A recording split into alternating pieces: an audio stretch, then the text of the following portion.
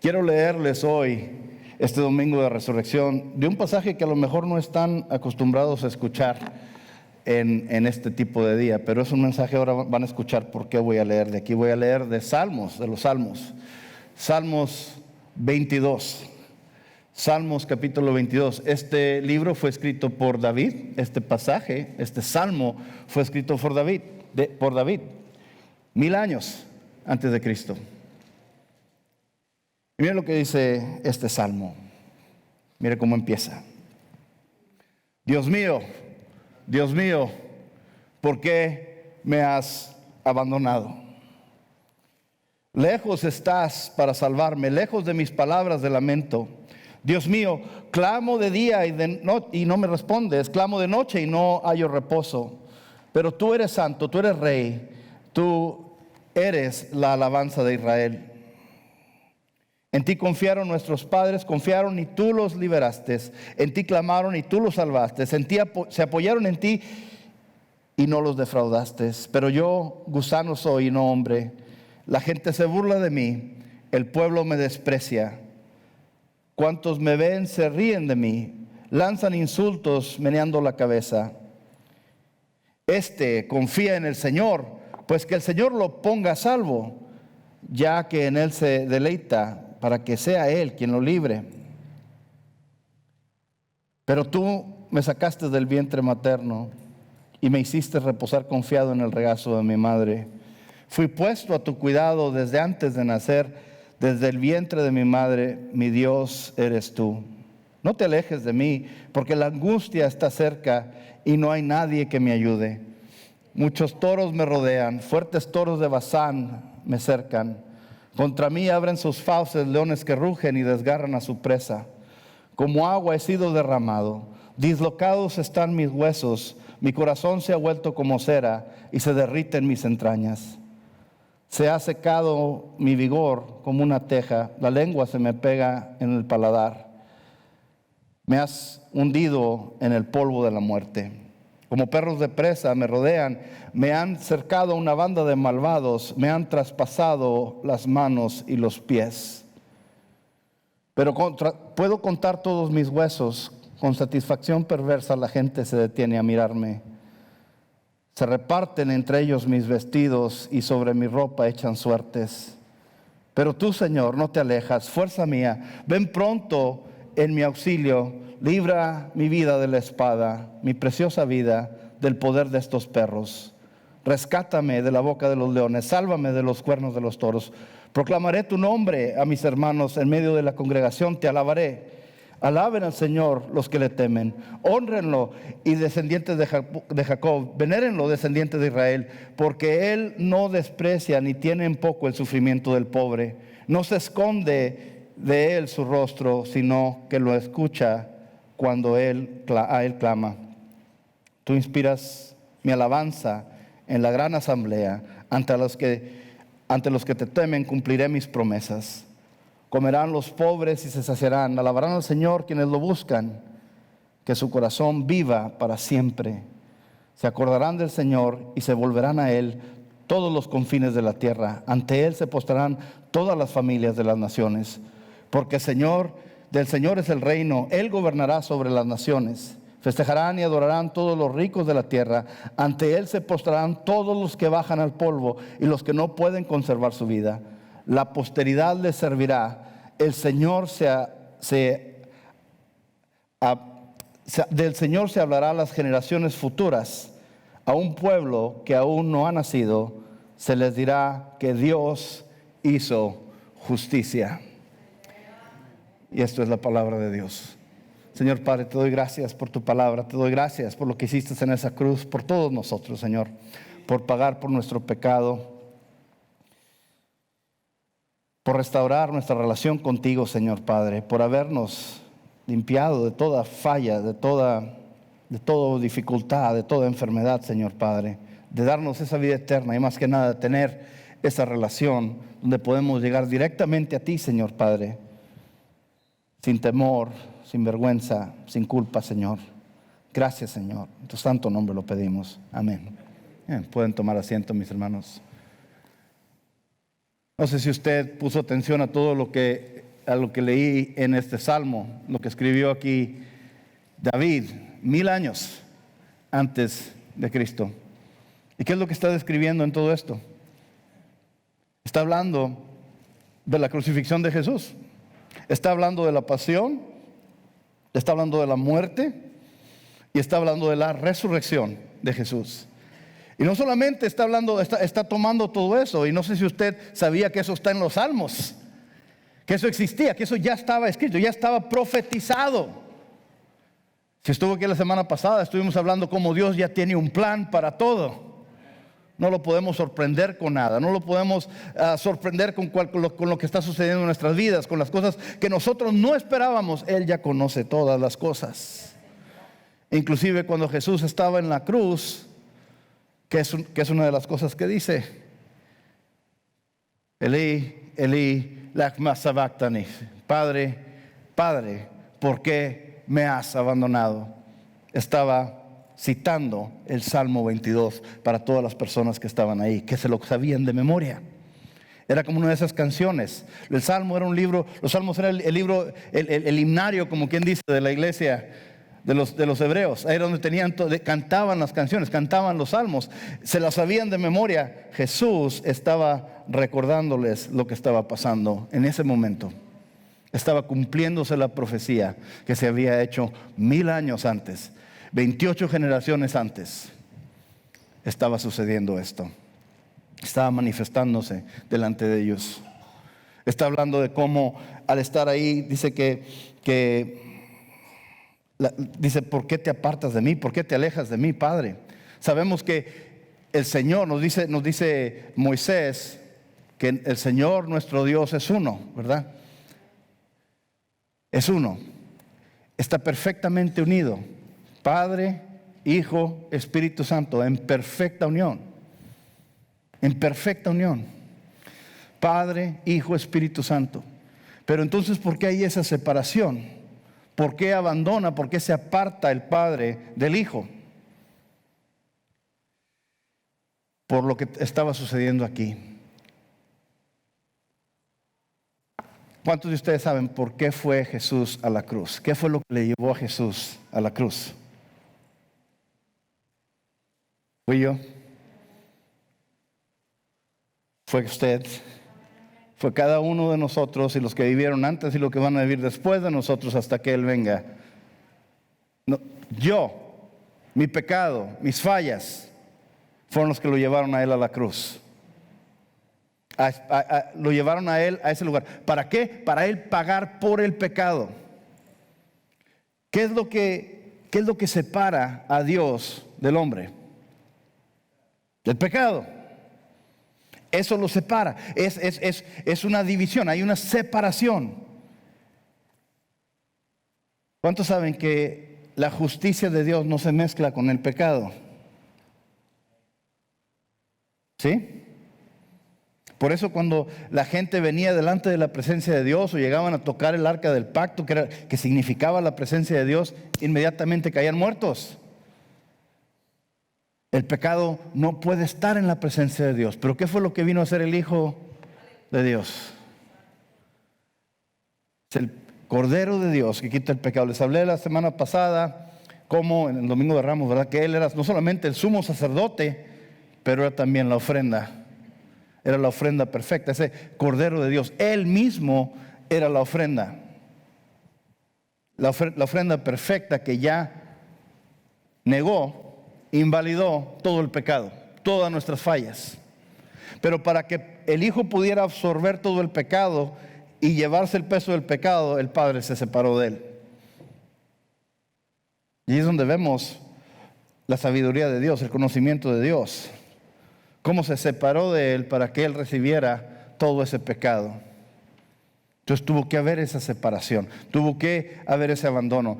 He oído personas, teólogos, decir que probablemente lo que más le dolió a Jesús ese día no fueron los clavos, no fueron tanto los azotes, no fueron tanto la traición de su propio pueblo, sino que la separación de su padre en ese momento. Pero ¿cuántos saben que fue una separación temporal? Fue una separación temporal que nada más fue para llevarse el pecado, pero como dijo nuestra hermana, como dijo la pastora, ¿verdad? Que el mismo Espíritu que lo levantó a Jesús de entre los muertos es el mismo Espíritu que nos va a levantar a nosotros. Al tercer día resucitó. Amén.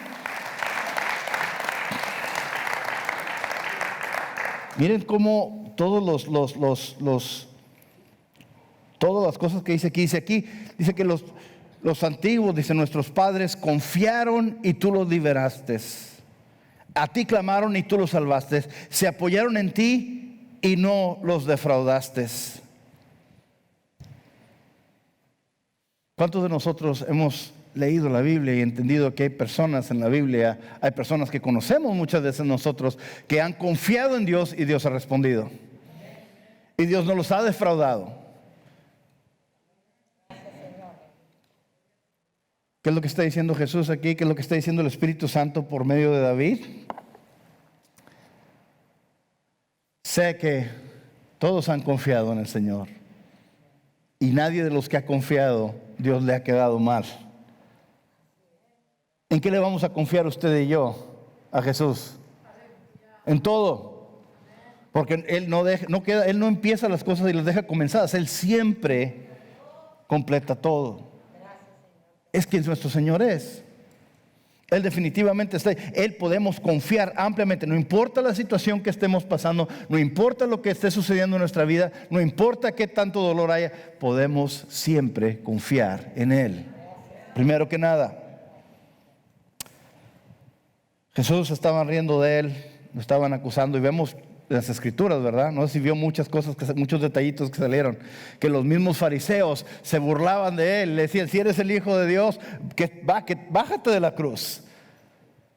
Están todos burlándose, inclusive uno de los que estaba ahí crucificados con Él estaba burlándose de Él. Dice aquí que se burlaban de Él. Y luego dice que le traspasaron las manos y los pies. Qué casualidad, ¿verdad? Con detalle, no estoy diciendo qué está sucediendo aquí. Se me traspasaron las manos y los pies.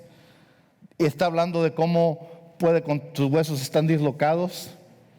No sé si sabe usted mucho de las crucifixiones, lo que hacían para que poder extender los brazos, se los dislocaban los brazos. Era lo que hacían.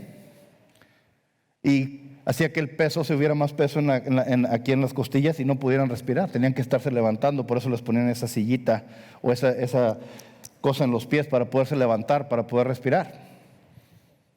Pero ya no tenían. ¿Qué le había pasado en la espalda unas horas antes? Eso estaba rozando sobre la cruz. Créanme, la crucifixión era algo, y puedo darle detalle tras detalle tras detalle de lo que estaba sucediendo. Los romanos tenían esta forma de tortura como una ciencia.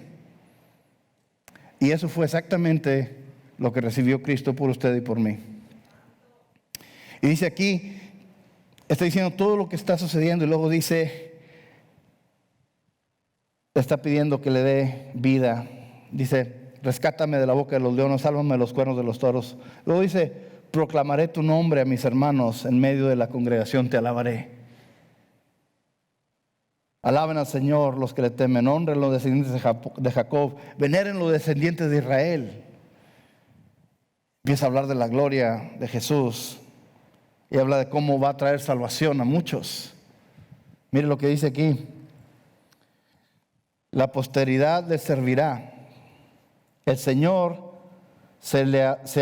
del Señor se hablará a las generaciones futuras. A un pueblo que aún no ha nacido. ¿De quién está hablando?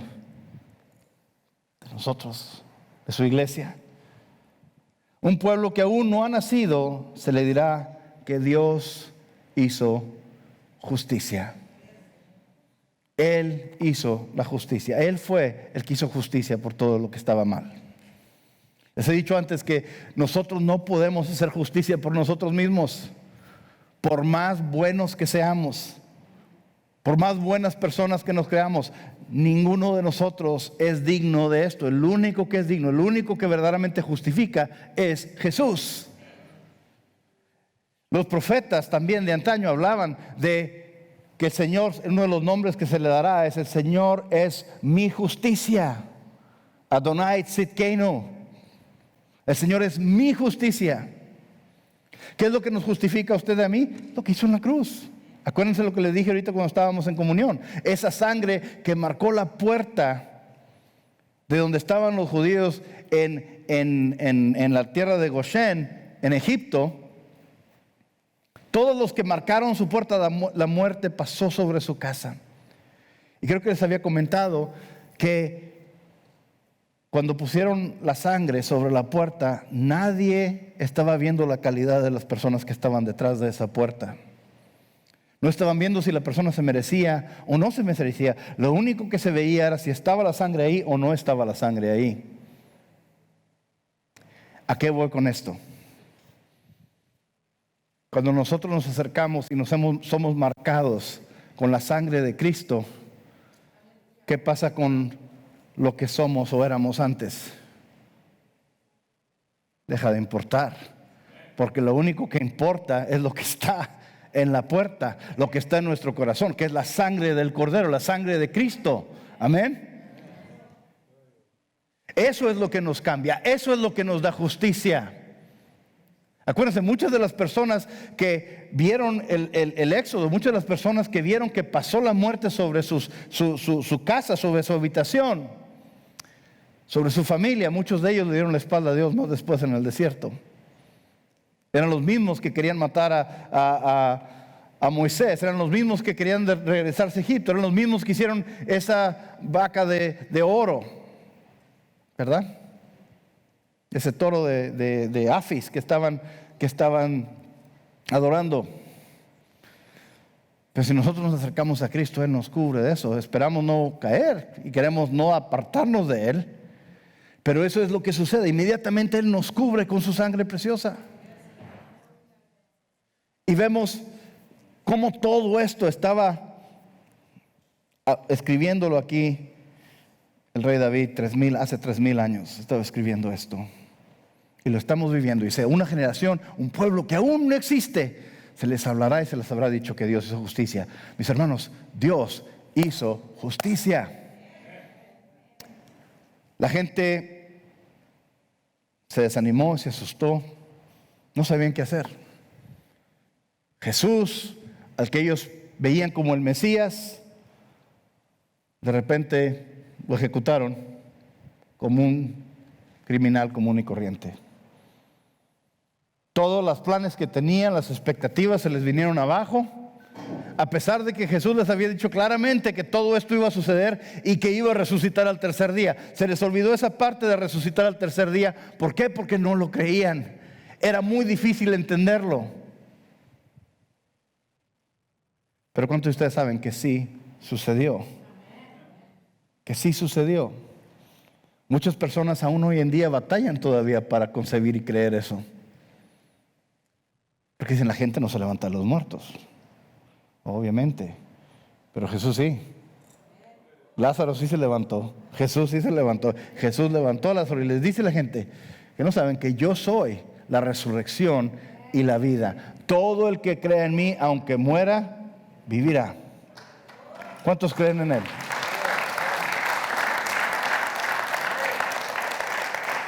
Entonces vemos aquí en Mateo 27, les voy a estar leyendo el pasaje, todo lo que es lo que nos cuenta Mateo, ¿verdad? Y quiero tocar varios temas de lo que voy a leer. Voy a hablar desde cuando estaba en la cruz hasta la resurrección. Y vemos esto en Mateo 27 y 28. Quiero tocar varios puntos que están aquí, que son muy importantes. Desde el mediodía y hasta la media tarde, toda la tierra quedó en oscuridad. Como a las 3 de la tarde, Jesús gritó con fuerza, Elí, Elí, lama sabactani, que significa Dios mío, ¿por qué me has desamparado? Cuando lo oyeron, algunos de los que estaban ahí dijeron, está llamando Elías. Al instante, uno de ellos corrió en busca de una esponja, la empaparon en vinagre y se la pusieron en una caña y se la ofrecieron a Jesús para que bebiera. Los demás decían, déjalo, a ver si viene Elías a salvarlo. Vemos todavía que la gente se estaba burlando. Al instante uno de ellos corrió, eso ya lo había leído. Entonces Jesús volvió a gritar con fuerza y entregó su espíritu. No dice que perdió su espíritu, no dice que se fue su espíritu, dice que, ¿el qué? Entregó. ¿Quién estaba en control aquí? Dios estaba en control. Dice, yo entrego mi vida. Entrego mi vida. No me la quiten, yo la entrego voluntariamente. ¿Y a qué hora sucedió? A las 3 de la tarde. Esa era la hora que era el sacrificio vespertino. Era cuando mataban el cordero para la Pascua. A esa misma hora fue cuando Jesús expiró. Acuérdense que les dije que Él es la ofrenda. Él es el Cordero de Dios. Pero miren lo que dice aquí. Quiero que pongan atención a esto. En ese momento, la cortina del santuario del templo se rasgó en dos, de arriba a abajo. La tierra tembló y se partieron las rocas. Se abrieron los sepulcros y muchos santos que habían muerto resucitaron. Salieron de los sepulcros y después de la resurrección de Jesús entraron en la ciudad santa y se aparecieron a muchos. No sé si había usted leído ese pedacito ahí. El momento que Jesús entregó el Espíritu a las 3 de la tarde, ¿qué fue lo que sucedió en el templo? Se rasgó el velo. Ya les había dicho esto, por si usted es la primera vez que lo escucha, es muy importante. Cuando vemos la palabra velo, pensamos el velo de una novia, ¿verdad? Que está transparente y delgadito. No. El velo era una cortina. Era una cortina. Y no tanto como esta cortina. O sea, si vemos esta cortina, es una cortina pesada, pero mire el grosor que tiene, ¿verdad? No la puedo romper porque si la rompo me corren, ¿verdad? Pero mire, es de terciopelo o no sé qué material sea. La cortina que estaba en el templo tenía 4 pulgadas de grosor y era de lino apretado. Medía 30 pies de alto, 60 pies de alto y 30 de ancho. Necesitaban 300 levitas para poder subirla, así de grande estaba. No era nada más cualquier cosita, era una partición, era un muro para que no entrara nadie al lugar santísimo donde estaba la presencia de Dios. ¿Qué les dije hace rato? ¿Qué es lo que separa al hombre de Dios santo? El pecado. Por eso nadie podía entrar a la presencia de Dios. Solamente uno. ¿Quién era? El sumo sacerdote. ¿Cuántas veces al año? Una vez. Después de estar en proceso ¿cómo le diré? Purificación por un año. Por un año tenía que estar en proceso de purificación para ese día poder llevar la sangre de un buey para entregarla y ponerla como propiciación sobre el arca del pacto, para cubrir los pecados de sí mismo y los pecados del pueblo. El día que le llaman los judíos Yom Kippur, el día del perdón, ¿verdad? Yom Kippur. Nadie podía entrar, solamente él. Y la gente, si vemos ahí lo que dicen los arqueólogos y lo que dicen los teólogos, dice que el efod, o sea, la vestimenta que traía, era de lino fino, ¿verdad? Y traía como un manto, y en ese manto tenía campanitas de oro. Campanitas de oro. Muchos decían que eso no era cierto, que no existía, que no era verdad. Hasta hace 3 años, en la ciudad de David encontraron una de esas campanitas, los arqueólogos. ¿Ok? Y esas las tenía en sus vestimentas, y el sacerdote, cuando entraba detrás de esa partición, entraba al lugar santo con esa sangre, tenía amarrado un cordón. Porque ¿saben qué le pasaba si es que llegaba y no estaba bien purificado? Inmediatamente caía muerto, caía fulminado. Porque el pecado y la santidad de Dios no se mezclan. Si usted ve la historia de la Biblia, vemos cada vez que movían el arca del pacto, si una persona la tocaba y no era el sumo sacerdote, caía fulminado. Vemos como uno de los soldados uno de los soldados, era uno de los hijos de los sacerdotes, se le hizo fácil querer acomodar el arca y inmediatamente cayó fulminado. ¿Cuántos saben que con Dios no se juega? Sigue siendo igual de santo. Entonces, si es que caía muerto el sacerdote, lo tenían que sacar con ese cordón para no tener que entrar ahí. ¿Ok? Por eso estaba ese velo ahí. Por eso había esa separación del lugar donde estaba la presencia de Dios y donde estaba el hombre.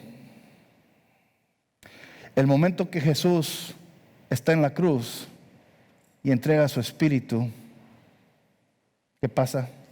Se rasga, y nos dice específicamente cómo se rasga. De arriba abajo. De arriba abajo. Empieza en el cielo y viene hacia abajo. Ahí es donde se rompe todo esto.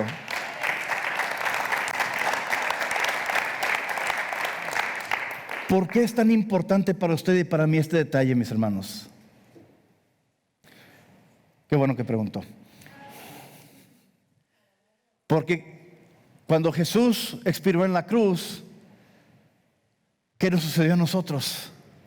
Ahora tenemos la habilidad de entrar directamente a la presencia de Dios. No tiene que haber mediador, no tiene que haber una separación. Podemos estar directamente con nuestro Padre. Las cosas se volvieron a poner tal y como eran en el principio, cuando Dios caminaba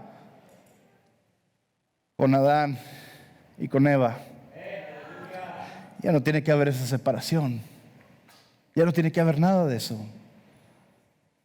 Entonces, ¿qué es lo que le dice? Por cierto, Génesis 3:15 le dice a la serpiente, dijo, haré enemistad entre tu simiente y la simiente de la mujer. Y tú, dice, y la simiente de la mujer te aplastará la cabeza, pero tú le morderás el calcañar, que es el talón, ¿verdad? Ahí vemos la mordida del enemigo, pensando que había acabado con el Hijo de Dios. Pero ¿qué fue lo que hizo verdaderamente? Jesús le aplastó la cabeza al enemigo. Amén. Vemos aquí la regeneración, la restauración del hombre. Eso es lo que sucede. Se rasga el velo y ahora podemos tener esa relación directa con Dios. No necesitamos intercesor. El único intercesor que tenemos es ¿quién? Cristo. No necesitamos alguien que interceda por nosotros, solamente Cristo. No necesitamos ningún mediador, podemos ir directamente con el Señor. Amén.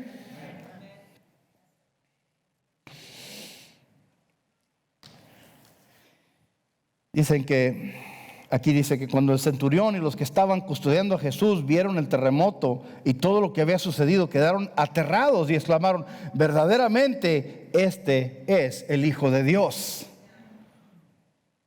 Habían visto morir a mucha gente, pero vieron algo diferente en él.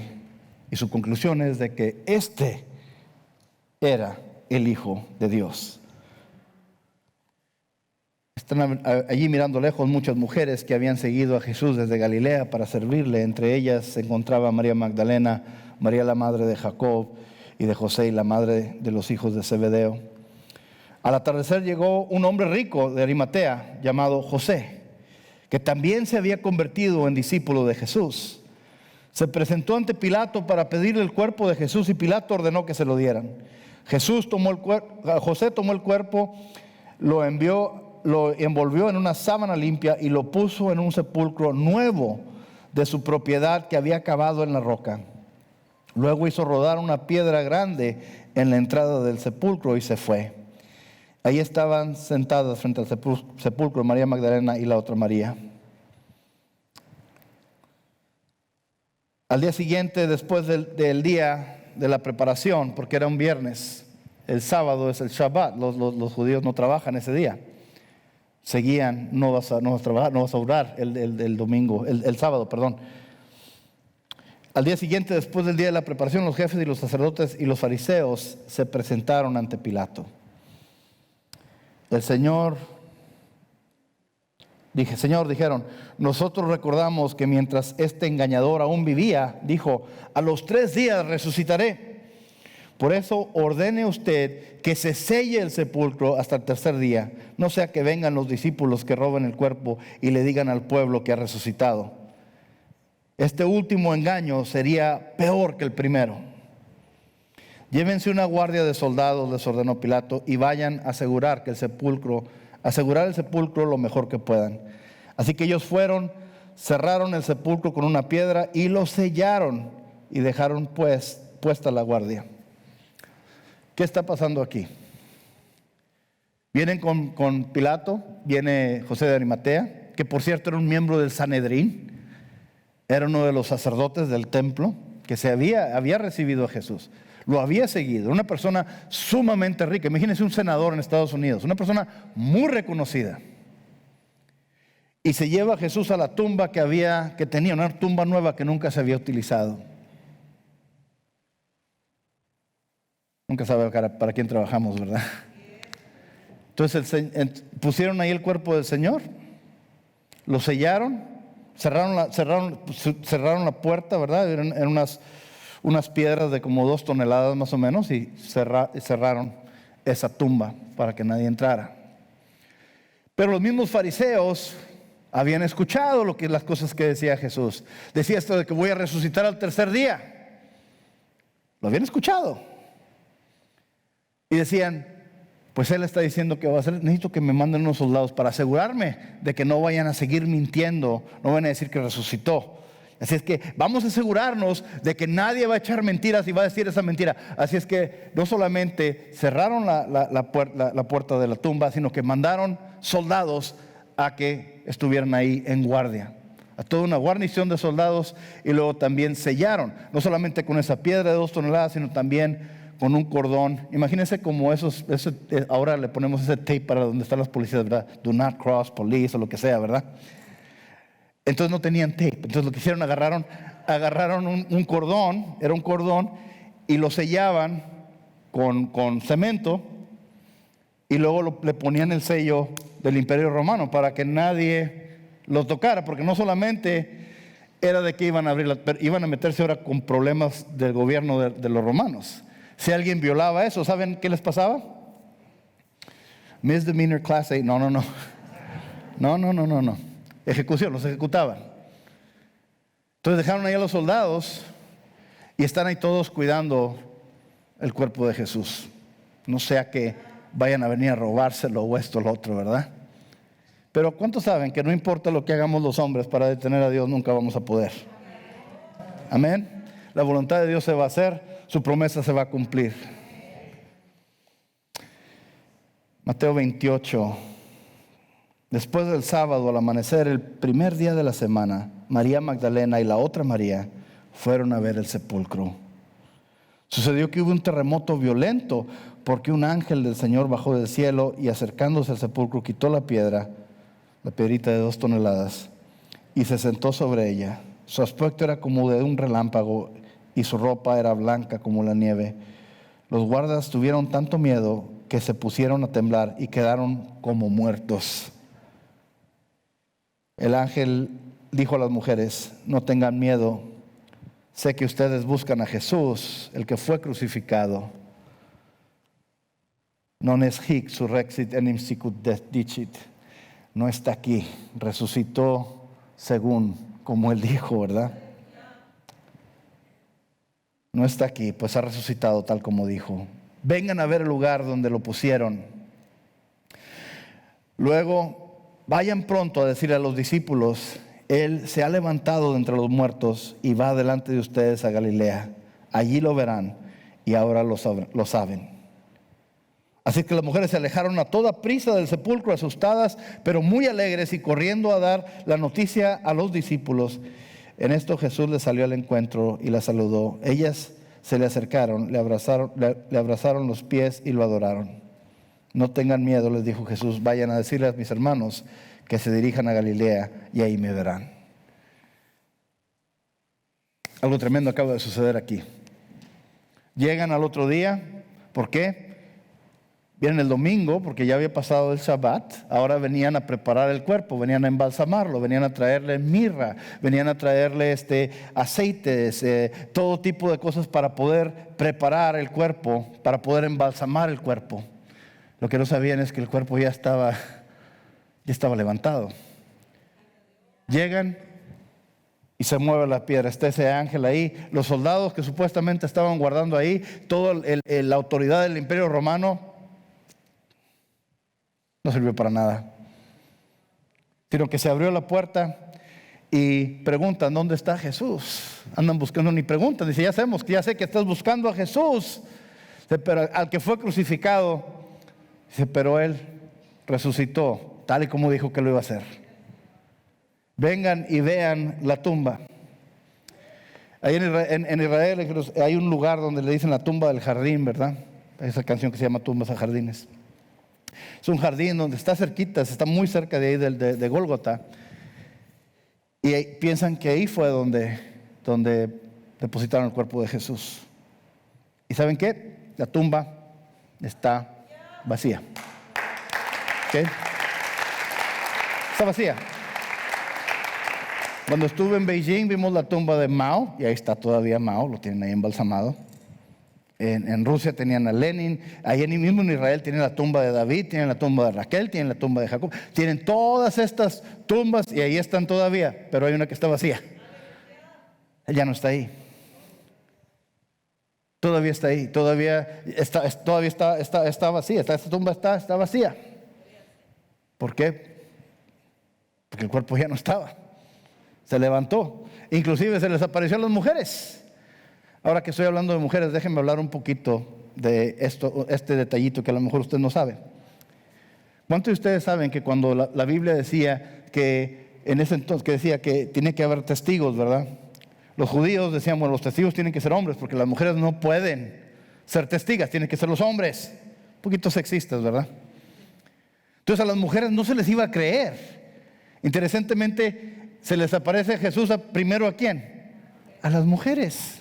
Y les dice, vayan y díganles a mis hermanos que aquí que yo he resucitado, que vayan y me los voy a encontrar en Galilea. ¿Sí? Y ellas se van corriendo. Mucha gente dice que esto es algo que inventamos nosotros, ¿verdad? O que inventaron los apóstoles, o que inventaron los discípulos, o que inventó la gente. Si hubieran inventado la historia, ¿para qué ponían a las mujeres como las primeras testigas si verdaderamente no tenían la autoridad de testificar, según los judíos? ¿Ok? Eso va en contra del entendimiento cultural. Y de hecho, ¿cuántos conocen la historia de los que iban caminando en el camino de Emaús? ¿Sí? Eran dos discípulos que iban caminando, iban de regreso a su pueblo natal, que era Emaús, que está como a 7 millas al oeste de Israel, de Jerusalén. Iban caminando en ese camino, y ¿quién empieza a caminar con ellos? Jesús, nada más que no lo reconocen. Y los ven muy agüitados, ¿verdad? Como dicen aquí. Y les dice, ¿por qué andan tan desanimados? Y le dice, pues, ¿que no sabes lo que pasó? ¿Dónde has estado? ¿Qué te pasó? Que no ves, es todo lo que la gente está hablando, que Jesús, un profeta tremendo en lo que decía y lo que hacía, lo crucificaron, y le dice Jesús. O sea, interesantemente, el único que sabía lo que estaba pasando era Jesús. Y les está diciendo, ¿qué no saben? Que la palabra, todo lo que está en el Antiguo Testamento está hablando. Les empieza a hablar desde Moisés. Todos los profetas hablaban de mí y estaban diciendo que esto tenía que suceder. Dice, pues sí, unas mujeres llegaron y nos dijeron que había resucitado, pero nadie les creyó. Si no me creen, vayan y vean, está en Lucas. Unas mujeres llegaron y nos dijeron que había resucitado, que ya no estaba muerto, pero nadie les creyó. No me creen, vayan y léanlo, está en Lucas. Las tiraron a Lucas. No les creyeron.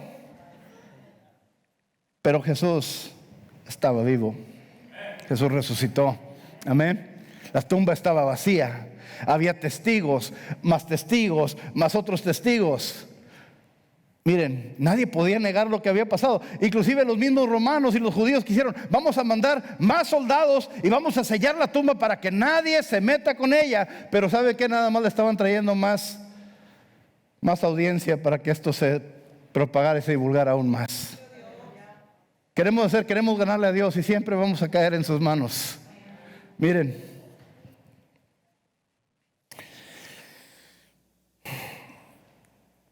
mientras las mujeres iban en camino,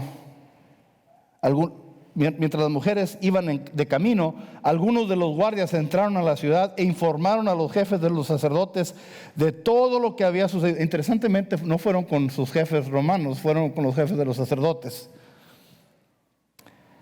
Después de reunirse estos jefes con los ancianos y de trazar un plan, les dieron a los soldados una fuerte suma de dinero y les encargaron: digan que los discípulos de Jesús vinieron por la noche y que mientras ustedes dormían se robaron el cuerpo.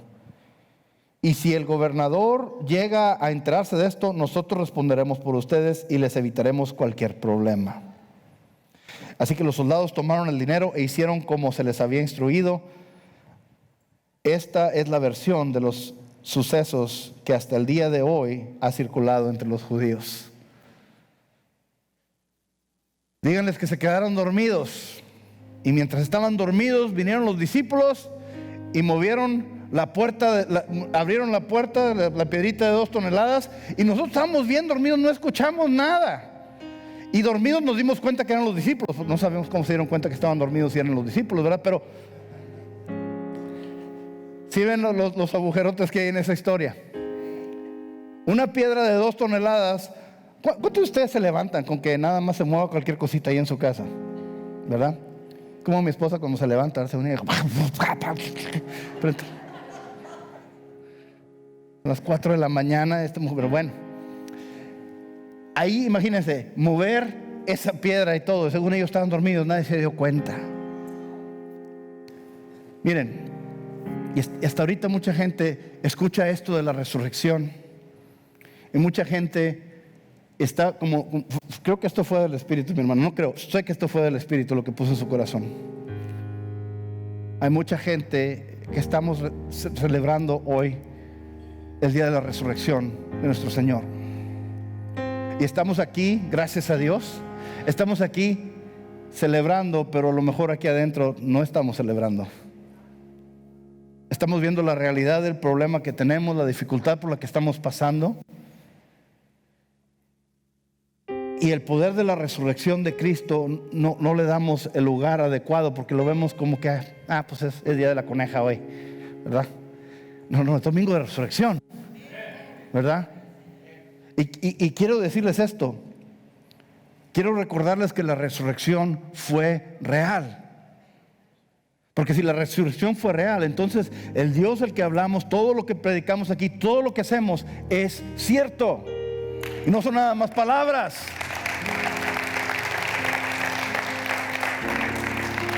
Miren, si alguien quería callarle la boca a los discípulos, eran los judíos y eran los romanos.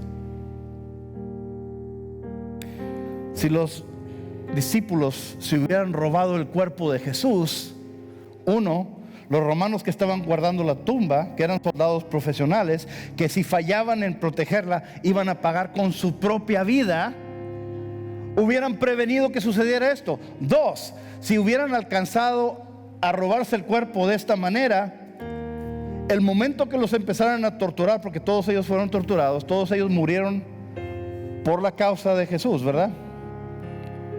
Todos ellos murieron por la causa de Jesús. Inclusive Pedro fue crucificado y dijo que él no era digno. Yo no soy digno de morir como mi maestro. Así es que pusieron la cruz de cabeza para él, después de que habían crucificado a su esposa. Y nunca negó al Señor. ¿Por qué? Cada uno de ellos fue a su muerte proclamando que Jesús estaba vivo. ¿Por qué? Porque lo habían visto, lo habían tocado, habían visto esas cosas. Entonces, si ellos hubieran echado mentiras, ninguno hubiera ido a la muerte, hubieran confesado: no es cierto, tienen razón. Es una cosa práctica. Segunda, si los judíos hubieran robado el cuerpo, tuvieran el cuerpo, pues inmediatamente les hubieran dicho a los discípulos: usted dice que está vivo, pues aquí está el cuerpo, aquí está la evidencia. Pero no pudieron hacer eso. Entonces, ¿qué pasó? No estaba el cuerpo. Los romanos no podían negarlo también porque nadie tenía el cuerpo. La tumba estaba vacía. Y finalmente vamos a ponernos de pie, vamos a hablar de esto también. Vemos en Corintios, creo que es el libro de los Corintios, nos habla de esto. Pablo escribe en una de sus epístolas: Jesús fue levantado de entre los muertos y Él fue llevado al cielo. Él ascendió al cielo. Y Pablo, de eso es lo que escribe literalmente Pablo, en presencia de más de 500 personas. Muchos de ellos aún están vivos. ¿Qué es lo que les está diciendo Pablo? Si no me creen, vayan a preguntarles. Hubo más de 500 personas que vieron estos sucesos y que vieron que Jesús resucitó. Amén. Él está vivo. Él está vivo. Jesús vive. Si Jesús vive, entonces todos los problemas, todas las dificultades, cualquier cosa que estemos sucediendo, cualquier cosa que nos esté pasando, tenemos un Dios omnisciente y que Él escucha y que Él responde. Amén. Él tiene control de todas las cosas. Él tiene un plan para todas nuestras vidas. ¿Qué debemos de hacer? De hoy en adelante, salir en victoria, en obediencia y someternos a su voluntad y el plan que Él tiene para nosotros. Amén. No murió en la cruz nada más porque sí. Él pagó un precio altísimo, que eso también debe de cambiar nuestro corazón. Debemos estar agradecidos por lo que Él hizo por nosotros. Amén.